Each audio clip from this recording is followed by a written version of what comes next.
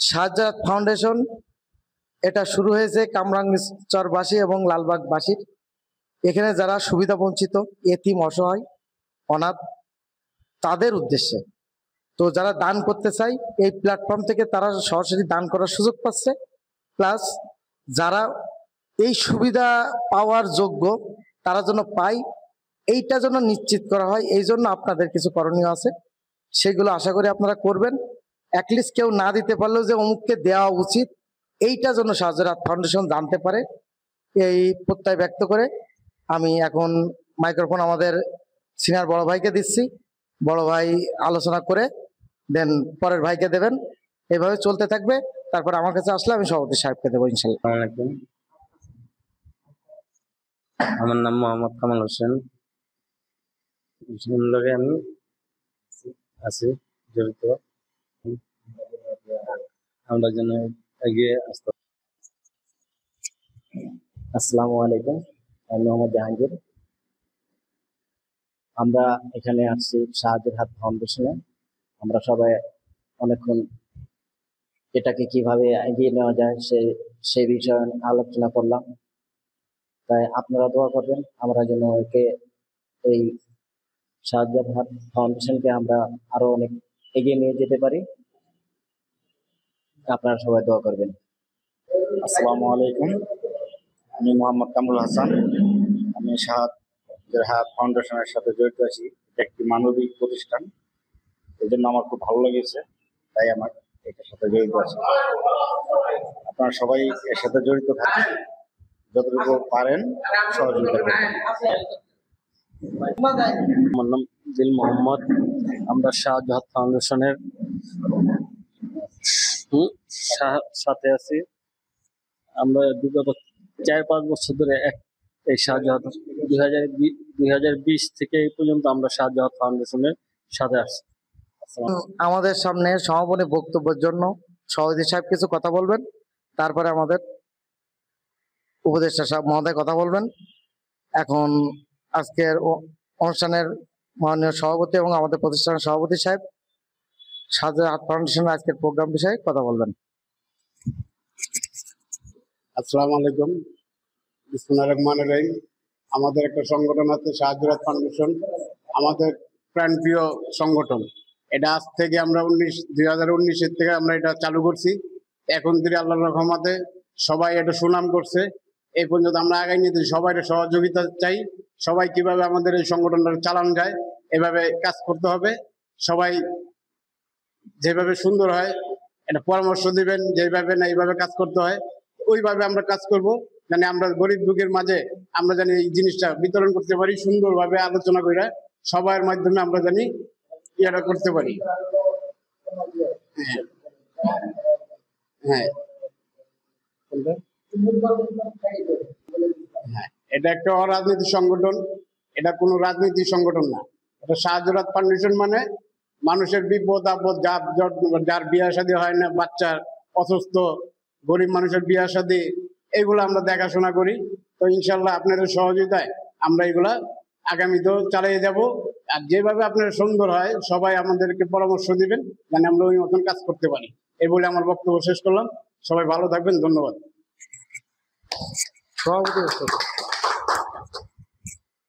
আবারও বলি, শাহজাদ ফাউন্ডেশন একটি অরাজনৈতিক সেবামূলক প্রতিষ্ঠান। এখানে যারাই আসছেন সবাই দিতে আসছেন, কেউ নিতে আসেন না। তো কাকে দেব সেই উপযুক্ত ব্যক্তিটা সিলেক্ট করতে আমাদের অনেক বেগ পেতে হয়। আশা করি কামরাঙ্গীরচরবাসী, আমাদের লালবাগবাসী এই ব্যাপারে আমাদেরকে সহযোগিতা করবে।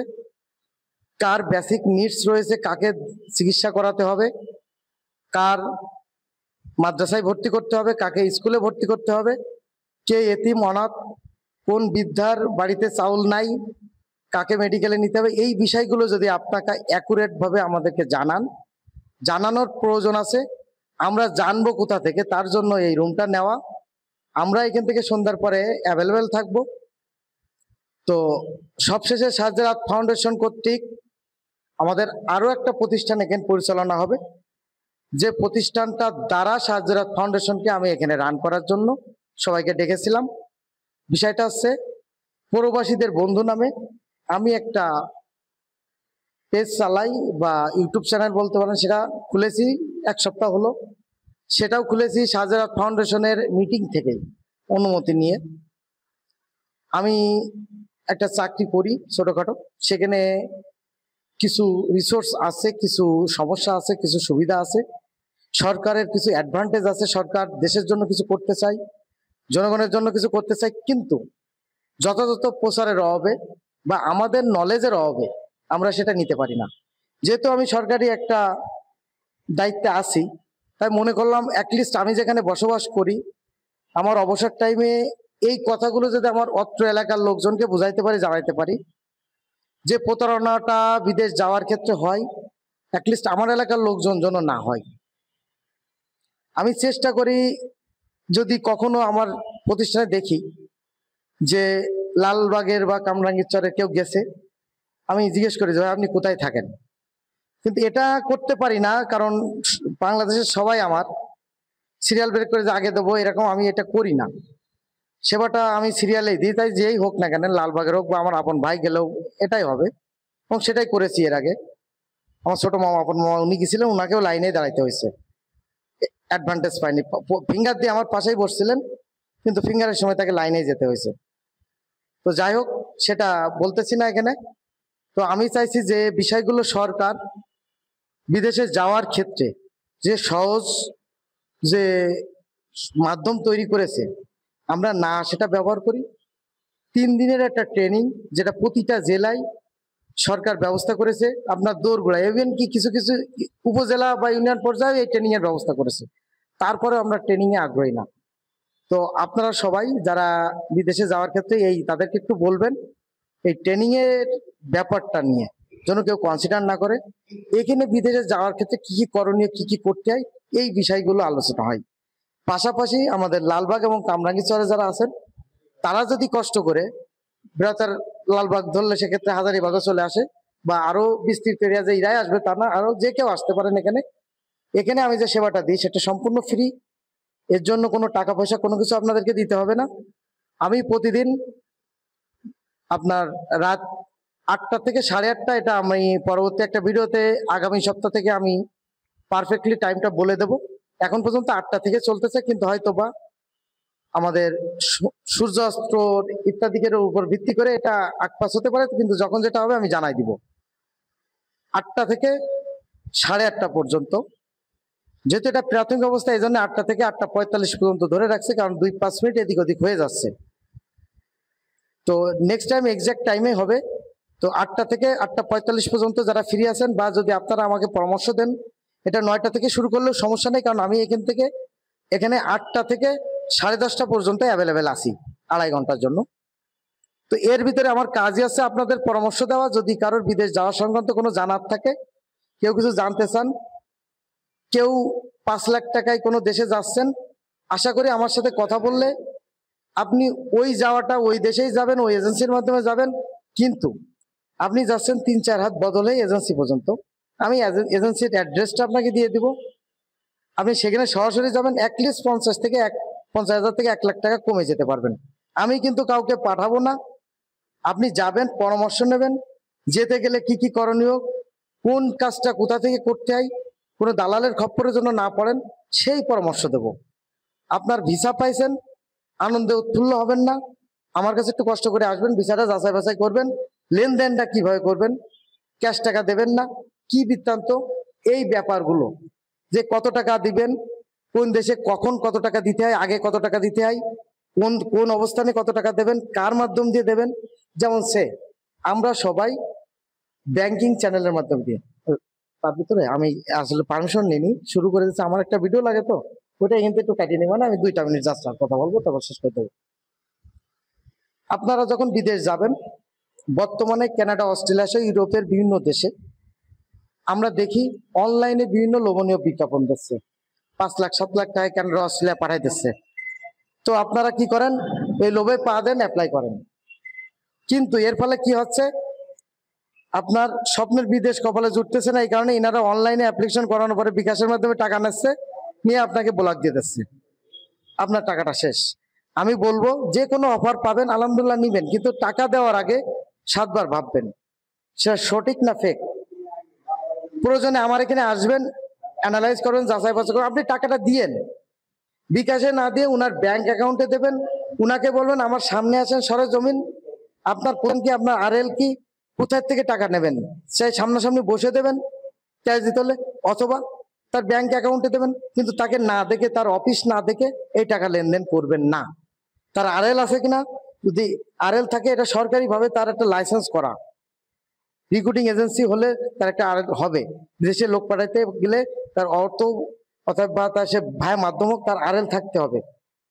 তাহলে তার কাছে টাকা দিলে সরকার সে মাধ্যম দেশে আপনি টাকাটা উঠাই নিতে পারবেন সরকারি সংস্থার মাধ্যম দিয়ে। কিন্তু এক দালালকে দিলেন, সরকার কিন্তু উঠাই দিতে পারবে না, কারণ সে আইন নাই। তো আমি বলবো আপনারা আরএলধারী লোকের কাছে দিলে ডকুমেন্ট সহ দেবেন, তাদের ব্যাংক অ্যাকাউন্টে টাকা দেবেন, তাহলে প্রতারিত হবেন না। আর অবশ্যই ভিসা যাচাই বাছাই করে দেন, টাকা পয়সা দেবেন, তাহলে প্রতারিত হবেন না। এছাড়া বিদেশ যাওয়া সংক্রান্ত যে পরামর্শগুলো আছে, কোনটা করলে ভালো হয়, কোন দেশে ভালো সুযোগ সুবিধা ইত্যাদি বিষয় এখান থেকে জানতে পারবেন। তো আমাদের অফিসের ঠিকানা কামরাঙ্গীর চর, রনি মার্কেট, মিউচুয়াল ট্রাস্ট ব্যাংকের 3তলায়। মিউচুয়াল ট্রাস্ট ব্যাংকটা 2তলায়, আমাদের অফিসটা 3তলায়। এখানে আসার সহজ উপায়, যারা ঢাকা শহর বা অন্যান্য জায়গা থেকে যদি কেউ আসতে চান, বিডিআর সেকশন ঢাকা শহরে সবাই অলমোস্ট চেনে। আপনারা বলবেন বিডিআর সেকশন এসে দেখবেন একটা ব্রিজ, বড় ব্রিজ। এইটা ব্রিজটা পার হওয়ার পরে যে মার্কেটটা, এটাকেই রনি মার্কেট বলে। ব্রিজটা পার হয়ে 50 মিটারও আসা লাগবে না, 20-25 মিটার মতো এসে বাম পাশে আপনার মিউচুয়াল ট্রাস্ট ব্যাংক।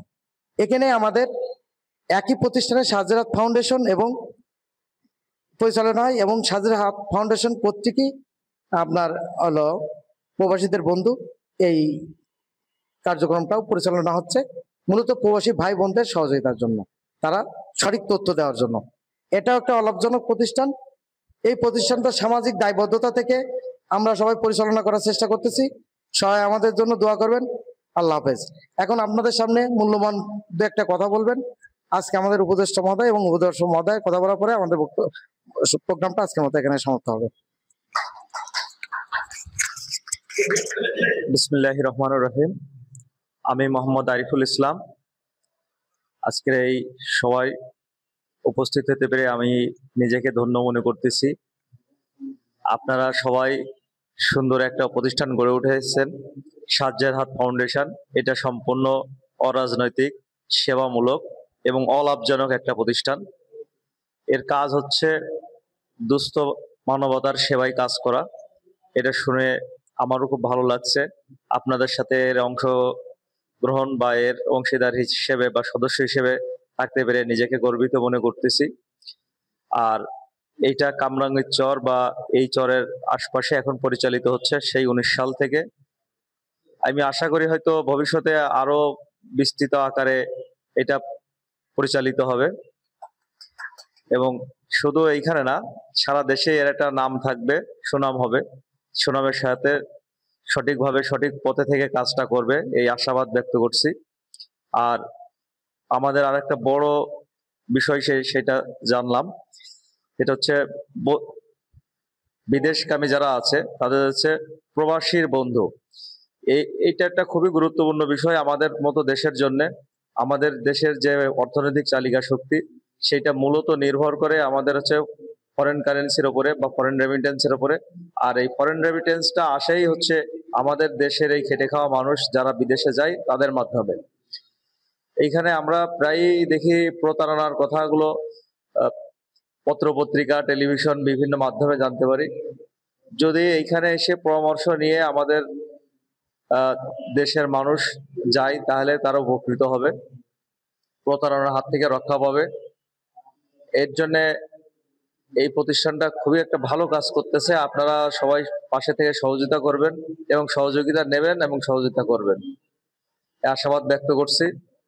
আর আমাদের এই সাজ্জাদ হাত ফাউন্ডেশন যাতে ভালোভাবে চলে, এর জন্য আপনারা আপনাদের পরামর্শ দেবেন, সেটা লিখিত আকারে, অলিখিত আকারে, মুখে, মৌখিকভাবে বিভিন্নভাবে জানাবেন। আমরা সেইগুলো ভবিষ্যতে আপনাদের মতামতকে মূল্যায়ন করে সামনের পথে এগিয়ে যাব। আর বেশি কিছু বলতেছি না, সবাইকে অগ্রিম শুভেচ্ছা। আল্লাহ হাফেজ।